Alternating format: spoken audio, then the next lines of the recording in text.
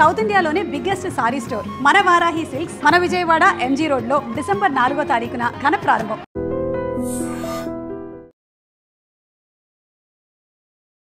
నమస్కారం. I dream సనాతన వైభవం కార్యక్రమానికి స్వాగతం. నేను మీ విజిత.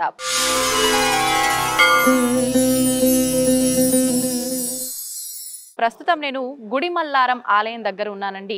అయితే ఈ ఆలయం భారతదేశంలోనే మొట్టమొదటి శివాలయం అని చెప్పాలి. ఏంటి మొట్టమొదటి శివాలయం అంటుంది? భారతదేశంలో ఎన్నో శివాలయాలు ఉన్నాయి కదా అనుకుంటున్నారేమో. అయితే ఇక్కడ ఉన్న విగ్రహం ఏకశిలలో, ఒకే శిలలో త్రిమూర్తులు బ్రహ్మ విష్ణు మహేశ్వరులు ముగ్గురు కూడా కొలువై ఉంటారు. ఎలా అనుకుంటున్నారా? ఎలా అని నేను చెప్పడం ఎందుకండి, ఒక్కసారి వెళ్ళి చూసేద్దాం పదండి నాతో పాటు. ఇంకా ఇక్కడ ఆలయ విశేషాలన్నీ కూడా ఆలయ అర్చకులు పవన్ స్వామి గారు ఉన్నారు, వారితో మాట్లాడి సవివరంగా తెలుసుకుందాం పదండి.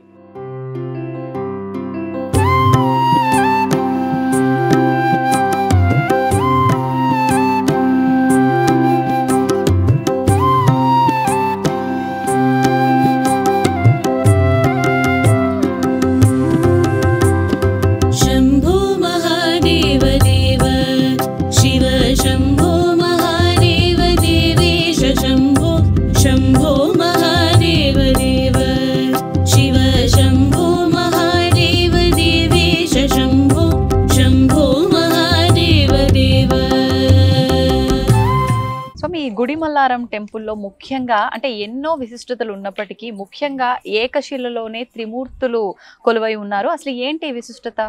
శ్రీ ఆనందవల్లి సమేత పరశురామేశ్వర స్వామి దేవస్థానం గుడిమల్లం. ఈ దేవాలయంలో ఆలయ ఈవో గారు రామచంద్రారెడ్డి గారు మరియు ఆలయ చైర్మన్ గారు బత్తల గిరినాయుడు గారు, ఆలయంలో ఇద్దరు ముఖ్య అర్చకులుగా ఉంటాము, వంశీకృష్ణ శర్మ గారు, పవన్ కుమార్ శర్మ. అలాగే ఇప్పుడు ఈ దేవాలయంలో విశేషం ఏంద్రా అంటే మనకి కార్తీక పురాణం ప్రకారంగా అగ్రతే బ్రహ్మరూపాయ మర్ధినే విష్ణు రూపిణి శీఘ్రస్యానాం శివరూపాయ. అలాగే అందరికి తెలిసినటువంటి శ్లోకం కూడా ఒకటి ఉంది. గురు బ్రహ్మ గురు విష్ణు గురుదేవో మహేశ్వర గురు సాక్షాత్ పరబ్రహ్మ తస్మై శ్రీ గురవే నమః అనేటువంటి శ్లోకానికి నిజమైనటువంటి తత్వంతో కూడుకుని ఉంటుంది ఇక్కడ స్వామివారు. ఇక్కడ స్వామివారి యొక్క విగ్రహంలో కింద ఉన్నది బ్రహ్మ, యక్షిణీక అవతారంలో చిత్రసేనుడు అనేటువంటి నామధేయంతో ఉంటారు స్వామివారు. తర్వాత మధ్యలో ఉన్నది మహావిష్ణువు, దశావతారాల్లో ఒక అవతారమైనటువంటి పరశురాముడు. ఆ పై భాగంలో ఉన్నది మానవుని యొక్క పురుషలింగాకారంలో ఈశ్వరుడు. బ్రహ్మ విష్ణు మహేశ్వరుడు త్రిమూర్తులు ఏకశిలలో స్వయంభుగా ఉన్నారు. ఇక్కడ దేవాలయం కూడా 2600 సంవత్సరాల కన్నా పురాతనమైనటువంటి దేవాలయం. ఇది మన భారతదేశంలోనే మొట్టమొదటి శివాలయం. దీనికన్నా ప్రాచీనమైన దేవాలయాలు ఎక్కువ ఉన్నాయి, కానీ ఒక మనిషి ఆవిర్భవానికి అవసరమైనటువంటి లింగం మానవుని యొక్క పురుషలింగాకారం. ఆ యొక్క మానవ పురుషలింగాకారంలో ఆవిర్భవించినటువంటి ఏకైక క్షేత్రం ఇది. అంటే ఈ క్షేత్రంలో ఆ రకంగా ఆవిర్భవించడానికి కారణం నేను చెప్తానమ్మా. ఇక్కడ వచ్చి మనకి స్వామివారి దేవాలయం కూడా చోళరాజులు పల్లవరాజులు ఆ కాలం నిర్మించిన దేవాలయం. మామూలుగా హైందవ దేవాలయాలన్నీ కూడా మీరు అవతల పక్క అమ్మవారి గుడి పైన గోపురం చూస్తుంటారు, ఒకే స్ట్రక్చర్ తో పైదాకా ఉంటుంది. ఇది చోళరాజులు పల్లవరాజులు ఆ కాలం నిర్మించిన దేవాలయం. స్వామివారి గర్భాలయం గజపృష్ఠాకారం, ఏనుగు కూర్చున్నప్పుడు వెనకాల భాగం ఏ విధంగా ఉంటుందో ఆ విధంగా కలిగి ఉంటుంది అన్నమాట. స్వామి అంటే ముందు భాగం లేకుండా వెనక భాగం మాత్రమే ఉంటుంది ఇక్కడ స్వామి. అలాగే లోపల గర్భాలయం కూడా అర్ధలింగాకృతిలో ఉంటుంది. ఈ క్షేత్రంలో మరో విశేషం ఏంటంటే ప్రతి 60 సంవత్సరములకు ఒకసారి దక్షిణ కైలాసంగా పిలువబడే కాళహస్తి క్షేత్రమునందు స్వర్ణముఖి నది స్వరంగ మార్గం గుండా జలం వచ్చి నేరుగా స్వామివారికి అభిషేకం ఇక్కడ విశేషంగా ఉంటుంది. సృష్టి స్థితి లయకారకులు. ఇప్పుడు మీరు అడిగిన క్వశ్చన్ ఏంటంటే ఈ సృష్టి స్థితి లయకారకులు ఏ విధంగా ఇక్కడ ఆవిర్భవించారు? ఇదంతా కూడా ఒకప్పుడు అఖండ బిల్వకారణ్యం. ఈ అఖండ బిల్వకారణ్యంలో పైన ఉన్నటువంటి మానవుని యొక్క పురుషలింగాకారంలో ఈశ్వరు ఇక్కడ ముందుగానే స్వయంభుగా ఉండేవారు.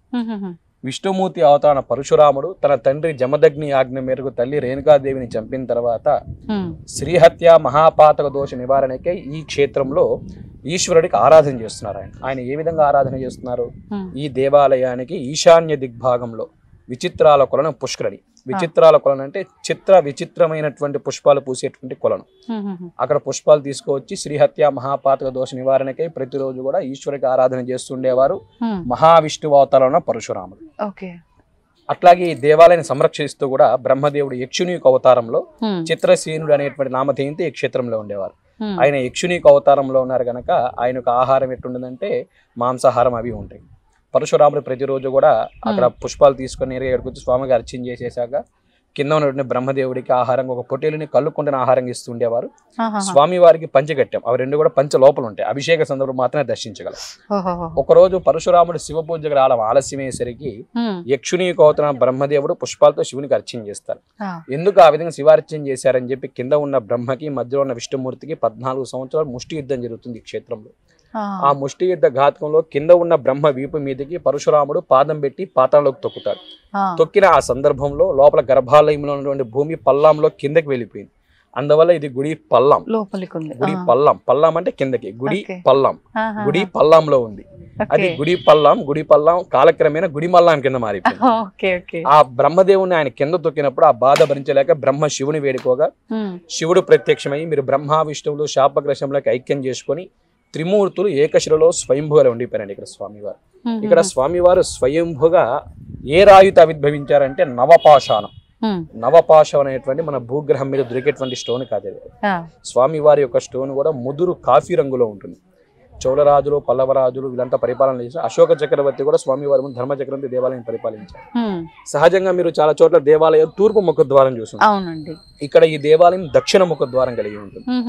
దక్షిణ స్థానంలో మేధా గురు దక్షిణామూర్తి ఉంటారు. మామూలు సహజంగా దక్షిణ స్థానంలోనే ఉండేది, కానీ దక్షిణ ద్వార స్థానంలో ఉన్నారు కనుక ఉన్నతమైనటువంటి మేధస్సు, గురుబల యోగితం, గురువు ఆధారం ముగ్గురు ఏకశిలలో ఉన్నారు కనుక అతీతమైనటువంటి గురుబలం, అందువల్ల దక్షిణ ముఖ ద్వారం కలిగి ఉంటుంది.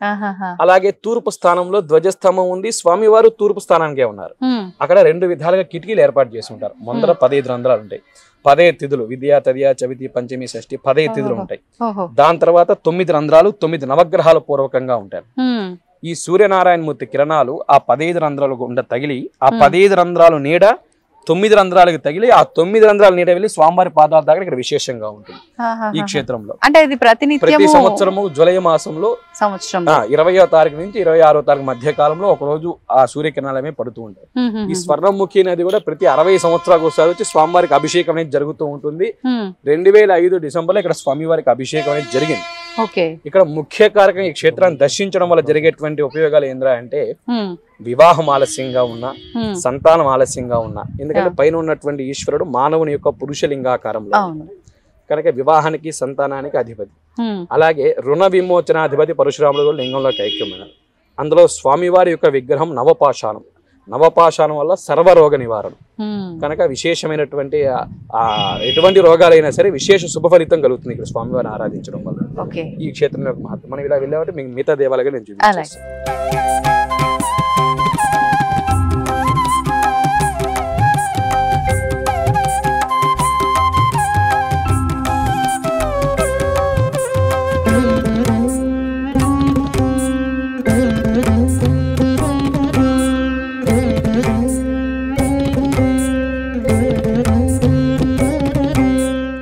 మనకి ప్రారంభం పెద్ద గోపురం ఉండిందండి, అది కాలక్రమేణా పోయింది. అక్కడ నాట్య గణపతి ఉన్నారు. ఆ నాట్య గణపతి దేవాలయం ప్రారంభం అవుతుంది. ప్రథమ నాట్య స్వామి నాట్యం చేస్తున్నట్టుగా ఉంటారు గోపురానికి. నాట్య గణపతి దేవాలయం ప్రారంభం అవుతుంది. తర్వాత అక్కడ వల్లి దేవసేన సమేత షణ్ముఖ సుబ్రహ్మణ్యేశ్వర స్వామి. అంటే ఇది చాలా పురాతనమైన గుడి. అంత పురాతన మనం కూడా లేము ఇక్కడ. ఇక్కడ ఏంద్రా అంటే ఒక వినాయకుడి గుడి ఉండేదే అని వాళ్ళు చెప్పేవాళ్ళు, నాకు కూడా తెలియదు, ఎందుకంటే అంత పురాణం నేను లేను. వినాయకుడి గుడి ఉండేది, కానీ ఈ వినాయకుడిని మాత్రం లోపల పెట్టున్నాం జాగ్రత్తగా, మీకు ఆ లోపల కనిపిస్తుంది. ఇది సుబ్రహ్మణ్య స్వామి దేవాలయం. ఇక్కడ మామూలుగా వచ్చండి మనకి తమిళనాడు ప్రాంతీయం ప్రకారం చాలా దేవాలయాలు, ఈ తిరుత్తని, తిరుచి ఇలాంటి దేవాలయాల్లో సుబ్రహ్మణ్య స్వామి మాత్రం ఒక దేవాలయంలో, వల్లి దేవసేన సపరేట్ దేవాలయాల్లో ఉంటారు. ఇక్కడ ఏంద్రా అంటే వల్లి దేవసేన సమేత షణ్ముఖ సుబ్రహ్మణ్యేశ్వర స్వామి వారు 6 ముఖాలు ఇప్పుడు హస్తాలు కలిగి మయూర వాహనం మీద ఏకగర్భాలయంలో దంపతి సమేతంగా ఉండడం విశేషంగా ఉంటుంది ఇక్కడ స్వామివారు ఈ క్షేత్రంలో. అలాగే ఈ క్షేత్రంలో త్రిమూర్తులు ఆవిర్భవించున్నారు. మీకు ఇంతకుముందు చెప్పాను చూడండి, హైందవ ధర్మాలు ఈ విధంగా ఉంటాయి. మాలో గోపురాల మీద ఎక్కువ శాతం బయట చూసిన గోపురాలన్నీ కూడా ఇది గజపృష్ఠాకారం కలిగి ఉంటుంది.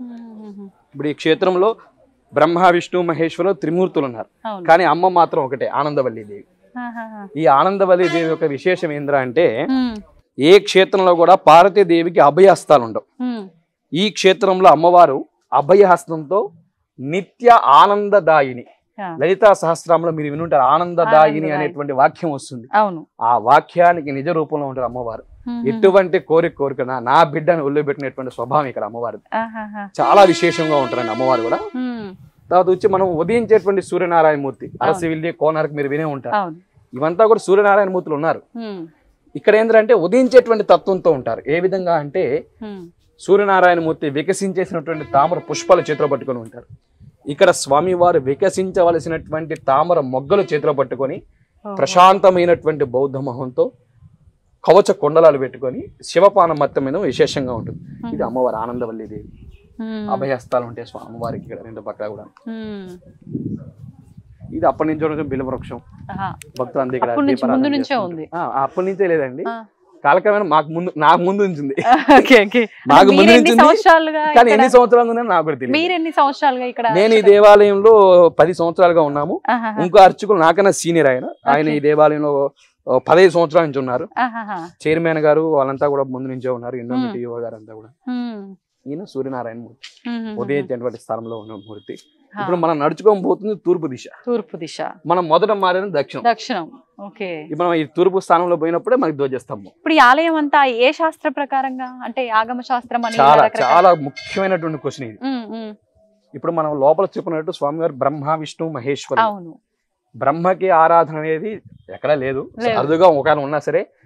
నాకు తెలిసింది ఏంటంటే మధ్వుల ఆరాధన.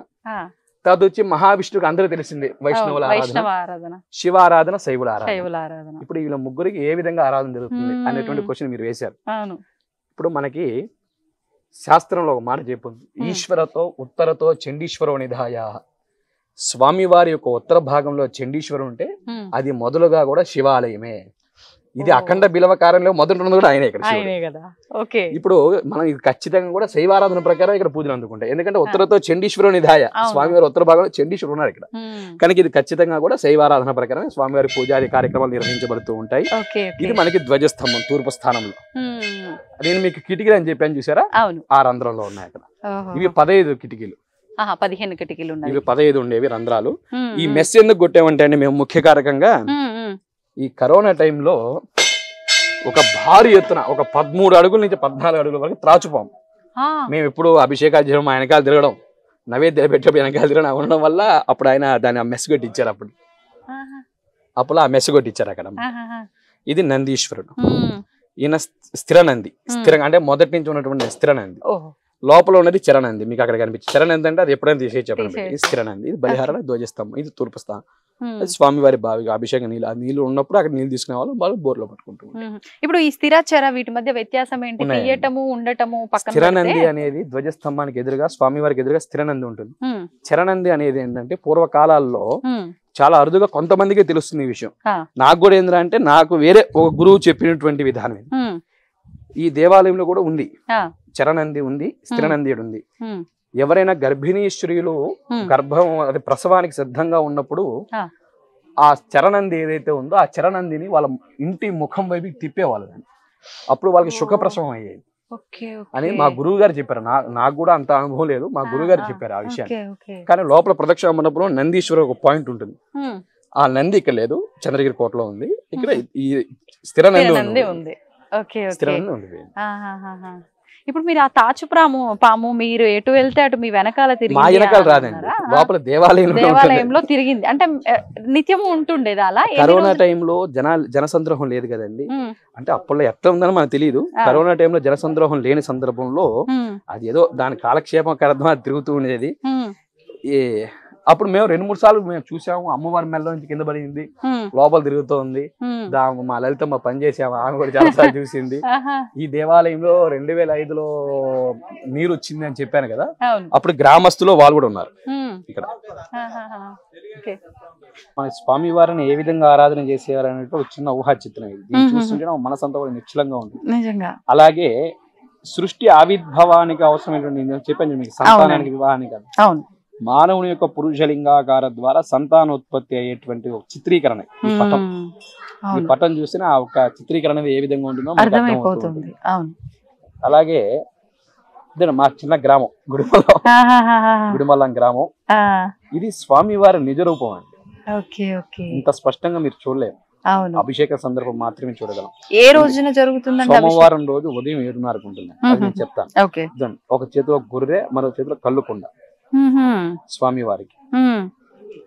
ఇవి రెండు ఏంటంటే మనం పంచె కట్టేస్తాం కాబట్టి కనపడదు. అలంకరణ లేకుండా ఉంది కాబట్టి మేము విగ్రహం ఇంత క్లారిటీ కనిపిస్తుంది. Okay okay. అలాగే ఏంటంటే మన దేవాలయంలో ప్రతి సోమవారం రోజు రాహుకాల సమయంలో 7:30 నుంచి 9:30 మధ్య కాలంలో కూడా స్వామివారికి లఘున్యాస పూర్వక ఏకరుద్రాభిషేకం జరుగుతుంది పంచామృతాలతో. అట్లాగే వల్లి దేవసేన సుబ్రహ్మణ్య స్వామి వారికి, ఆనందవల్లి దేవి అమ్మవారికి ప్రతి శుక్రవారం రాహుకాలంలో అభిషేకము, కుంకుమార్చలు, సోమంగల్లి పూజలు చాలా విశేషంగా జరుగుతూ ఉంటాయి. అలాగే రథసప్తమికి ప్రతి ఆదివారానికి సూర్యనారాయణమూర్తికి విశేష పూజాది కార్యక్రమం నిర్వహిస్తుంది. అలాగే ప్రతి సంవత్సరం కూడా జరిగేటువంటి వార్షిక బ్రహ్మోత్సవాలు, మహాశివరాత్రి బ్రహ్మోత్సవాలు మా యువ గారు రామచంద్రారెడ్డి గారు చాలా మంది డోనల్ని కలిసి దేవాలయానికి ఒకప్పుడు వాహనాలు ఏం లేవు, చాలా తక్కువ వాహనాలు ఉండేవి.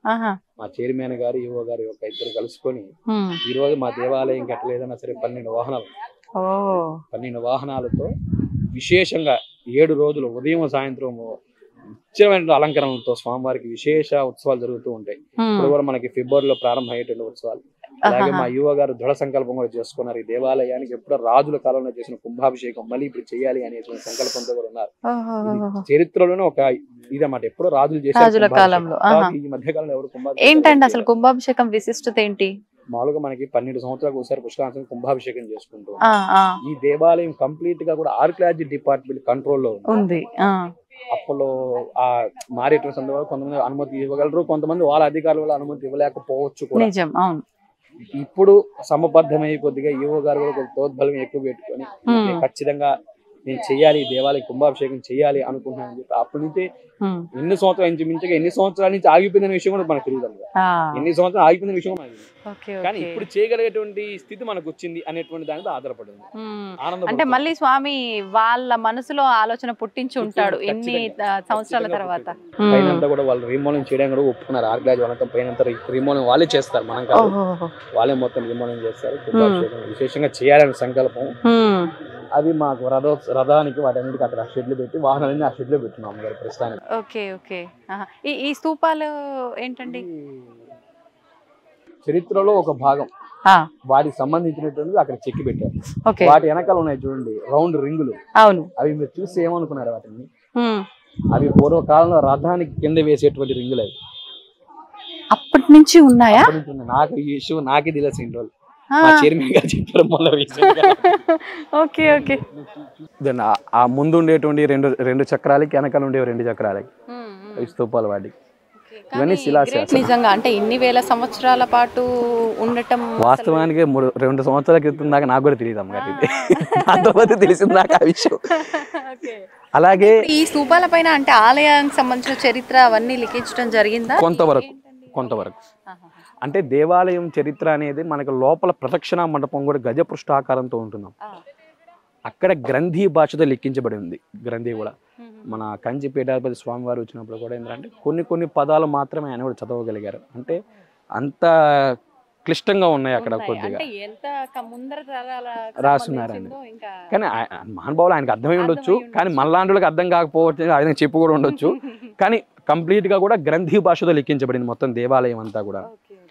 దేవాలయం లోపల మనకి వీడియోకి పర్మిషన్ లేదు కాబట్టి లోపల ఇంకా చాలా విశేషాలు ఉంటాయి చూడాల్సినవి కూడా.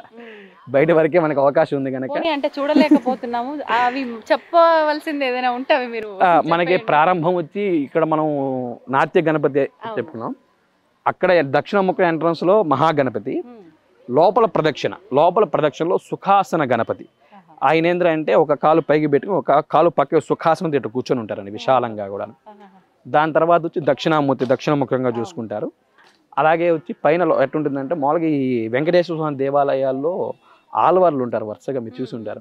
ఇక్కడ శివ నైనార్లు పైన అంతా వాళ్ళ గోడలోనే చెక్కేసి ఉంటారు పూర్తిగా కూడా, రాతి మీదే చెక్కేసి ఉంటారు. అది కూడా చూపిస్తాను, దీంట్లోనే ఉంటుంది. అలాగే వచ్చి ఇదండి ఈ పైన చెక్కబడ్డారు. అలాగే ఈ వెంటిలేటర్స్ ఉన్నాయి చూసారా, ఇవి ఒకప్పట్లో నీళ్లు వెలుతురు గాలి రావడం కోసం ఏర్పాటు చేశారు. దీని నుంచి వచ్చిన వర్షం నీరు ఈ కింద పడుతుంది, ఈ కింద. కానీ ఎప్పుడు కూడా ఇక్కడ నీళ్ళు స్టోరేజ్ ఉండవు, వెళ్ళిపోతుంది భూమిలోకి వెళ్ళిపోతుంది.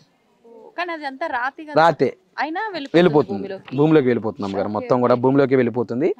ఆ తర్వాత అభయస్థ వెంకటేశ్వర స్వామి. ఇక అవతల పక్క వెళ్తే మనకి ఉత్తరం పక్కగా మనకి బ్రహ్మదేవుడు, అట్లాగే చండికేశ్వరుడు, విష్ణు దుర్గాదేవి. అయిన తర్వాత ఏంటంటే కొంత స్థలం ఉంటుంది అమ్మగారు, ఒక 70 మీటర్ల వరకు ఇంత గ్యాప్లో చుట్టూ లైట్లు ఆపేసినా సరే వెళ్తురు ఉంటుంది. కానీ ఆ 70 మీటర్లు ఏదైతే ఉందో అక్కడ చాలా డీప్గా ఉంటుంది చీకటి. అది ఎందుకు ఏర్పాటు చేశారంటే గోడలోనే ఒక లాకర్ సిస్టమ్ని ఏర్పాటు చేశారు అప్పట్లో. ఇప్పుడు ఈ గోడలను చూసారా, ఈ గోడలు ఉన్నాయి కదా, ఒక రాయి, ఆ రాయి తీసి అది బీరువా. ఇటు లోపల ఒక 2 అడుగులు, ఇటు లోపల ఒక 2 అడుగుల ఖాళీ విస్తీర్ణం ఉంటుంది. స్వామివారి ఆభరణాలని అప్పట్లో దాంట్లో దాచిపెట్టేవారు. ఆ ప్రదక్షిణ మండపంలో మీకు కూడా కనిపిస్తుంది. ప్రదక్షిణ మండపం భక్తులందరూ కూడా చూడొచ్చు దాన్ని. ప్రదక్షిణ మండపంలోనే ఉంటుంది.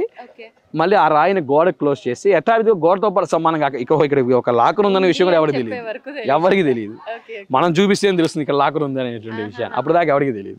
ఇప్పుడు సాధారణంగా అండి పురాతన ఆలయాలు ఎక్కడైనా ఉన్నాయి అంటే అక్కడ ఖచ్చితంగా నిధులు బయటపడతాయి అని అంటుంటారు. అలా ఇక్కడ ఈ ఆలయానికి సంబంధించి ఏమైనా? లేదండి, ఇదంతా కూడా కంప్లీట్ గా కూడా చంద్రగిరి వాళ్ళ హ్యాండ్ ఓవర్ లో ఎస్సీఎస్సీ గార్డ్స్ అంతా కూడా చాలా పటిష్టంగా భద్రత ఉంటుంది. ఇప్పుడు మన కెమెరా ఇక్కడ తీసుకురావడానికి ఎంత భద్రత వచ్చింది మీరు ఆలోచించారు కదా, దాన్ని బట్టి ఇంకెంత భద్రతగా ఉంటుంది. అట్లాగే ఈ పురాతనమైన దేవాలయంలో సోమస్కంద మూర్తులు మీకు ఐడియా ఉండొచ్చు. సోమస్కంద మూర్తులు, నరస్వామి విగ్రహాలు, ఉత్సవ విగ్రహాలు, విత్తడి బిందులు అన్నీ కూడా ప్రతి వస్తువులు కూడా చంద్రగిరి కోటలో భద్రపరుచున్నారు.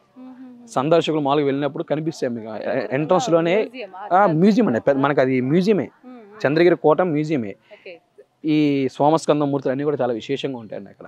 మొత్తం చాలా వరకు గుడిమల్లంలో ఉన్నటువంటి పురాతనమైనటువంటి విగ్రహాలు ఏవైతే ఉన్నాయో వాటన్నిటి కూడా చాలా జాగ్రత్తగా భద్రపరుచున్నారు అక్కడ. కొన్ని విగ్రహాలు ఇక్కడ ఉండాల్సిన ఇక్కడే ఉన్నాయి, అక్కడ చూసే వాళ్ళు అక్కడ చూడవచ్చు. ఇంకా ఓకే, అయితే ఇప్పుడు ఒక్కసారి అంటే మన వాళ్ళందరి కోసం ఇది ఎక్కడ, ఏ మండలం, ఏ జిల్లా, అవన్నీ డీటెయిల్స్. ఇప్పుడు మనది వచ్చి మన ఆనందవల్లి సమేత పరశురామేశ్వర స్వామి దేవస్థానం గుడిమల్లం. ఇది ఏర్పేడు మండలం, తిరుపతి జిల్లాకు వస్తుంది. మనకి బస్సు కానీ ట్రైన్ కానీ ఏదైనా సరే మనకి తిరుపతికి డైరెక్ట్గా వచ్చేస్తాయి. తిరుపతి నుంచి బస్టాండ్లో ప్రతిరోజు ఉదయం 6 నుంచి రాత్రి 7:30, 9:30 దాకా కూడా, అంటే దేవాలయం 9 దాకే ఉంటుంది, రాత్రి 9:30 దాకా కూడా బస్సులు మనకి అవైలబిలిటీలో ఉంటాయి, గుడిమల్లం బస్సులు. ఒకవేళ గుడిమల్లం బస్సు లేక పక్షంలో పాపానాయుడుపేట బస్సులు ఉంటాయి. మనకి దగ్గరలో ఉండేది ఏంటంటే పాపానాయుడుపేట, కొద్దిగా చిన్న టౌన్ లాంటిది. ఇక కలియుగ ధర్మం ప్రకారం అయితే ర్యాపిడో అన్నీ ఉన్నాయి. ఇప్పుడు ఇక్కడ ర్యాపిడో ఉంది, అంటే ఇక్కడ నుంచి లేదండి, మనకి తిరుపతి నుంచి ఇక్కడికి ఉంది. తిరుపతి నుంచి ఇక్కడికి ఉంది ర్యాపిడో, వచ్చేయచ్చు. ఎందుకంటే మా మిత్రులంతా కూడా ఎస్వి వేదిక యూనివర్సిటీలో ఉంటారు. వాళ్ళు సరదాగా దేవాలయంలో ర్యాపిడో బుక్ చేసేస్తారు. వాళ్ళు వస్తున్నాను మా 240 రూపాయలు వచ్చేస్తాను, నేరు గుడికి వచ్చేస్తున్నా అంటే వాళ్ళు ఫోన్ చేసి. అట్లాగే మనకి బస్ స్టాండ్ దగ్గర నుంచి మన Tirupati bus stand, railway station దగ్గర నుంచి కూడా జీబులు. ఇప్పుడు మామూలుగా ఈ టూరిజం ప్యాకేజ్ ఉంటుంది చూడండి, దాంట్లో కూడా మన గుడిమల్లం దేవాలయం వచ్చేవాళ్ళు చాలా మంది ఉంటారు. అంటే ఇట్లా కాళహస్తి, ఇట్లా మన నారాయణ ఇవన్నీ తిరిగే వాళ్ళు కూడా గుడిమల్లం ఒక సబ్జెక్ట్ అయిపోయింది ఇప్పుడు జనాలందరికీ. చాలా వరకు గుడిమల్లం అనేది సబ్జెక్ట్ అయిపోయింది అందరికీ. అంటే మన గుడిమల్లం పోవాలి అనేటువంటి దిశగా ప్రయాణం చాలా జరుగుతున్నాయి. ఎందుకంటే వాళ్ళందరికీ అన్ని శుభ ఫలితాలు కలిగాయి దేవాలయం దర్శించడం వల్ల చాలా. అందువల్ల ఏంటంటే ఇక చాలా మంది కూడా ఈ దేవాలయానికి సహకారాలు చేసి ఇంకా చాలా ఆనందంగా ఉండాలి, అందరూ కూడా ఈ దేవాలయం సందర్శించాలి ఫస్ట్. ఇప్పుడు సందర్శించడం, కోరికలు తీరడం ఇవన్నీ పక్కన పెడితే కొన్ని అద్భుతాలు జరుగుతూ ఉంటాయి ఆలయాల్లో అంటుంటారు. అలాంటివి మీ అనుభవంలోకి ఏమైనా? నా అనుభవంలో ఉన్నాయండి. అంటే ఇప్పుడు మీకు ఇంతకు ముందు మనం మాట్లాడుకున్నాం చూసారా, సంతానం లేని వాళ్ళకి వివాహం అనేటువంటి వాళ్ళ పేర్లు మనం చెప్పకూడదు, కానీ చాలా మందికి కూడా ఈ దేవాలయంలో అభిషేకాలు చేసుకొని వాళ్ళ మొక్కులు చెల్లించుకొని వాళ్ళకి పుట్టినటువంటి పిల్లలకి నేను ఇక్కడి నుంచి వెళ్ళి నామకరణం చేసిన వాళ్ళు కూడా 5-6 మంది ఉన్నారు. అంటే డాక్టర్ లేక మనం 50-50 ఛాన్స్ అనేటువంటి వాళ్ళు స్వామివారికి అభిషేకాలు చేసి, అంటే మానవ ప్రయత్నము 99% మనం చేస్తూనే ఉన్నాడు. 1% భగవంతుడు ఇచ్చేది. ఆ 99% మానవ ప్రయత్నం చేసిన వాళ్ళు అందరూ కూడా సక్సెస్ఫుల్ చాలా మంది ఉన్నారు దేవాలయంలో. ఇంకోటి నాకు చాలా అనుభవాలు ఉన్నాయి ఈ దేవాలయంలో, పర్సనల్గానే చాలా అనుభవాలు ఉన్నాయి.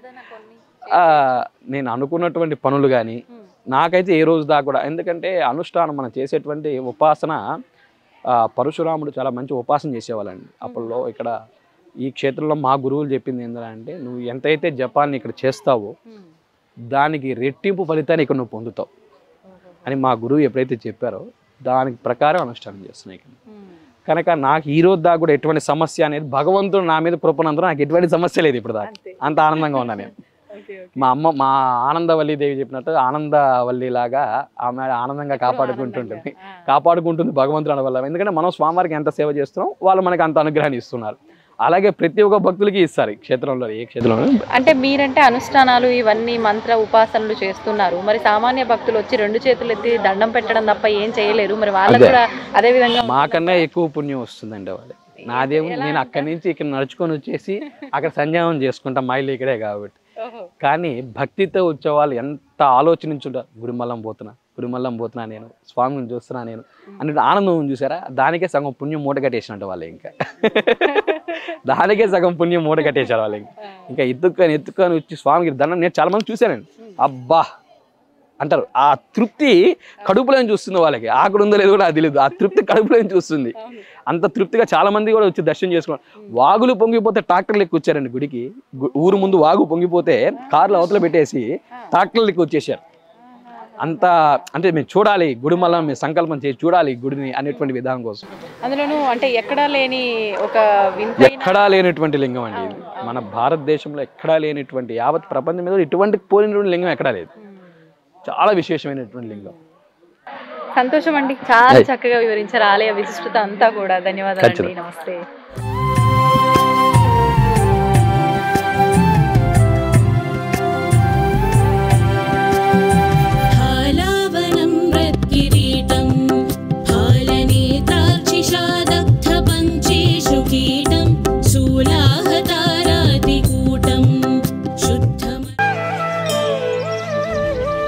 తవ్వండి, తవ్వుతూనే శివలింగం.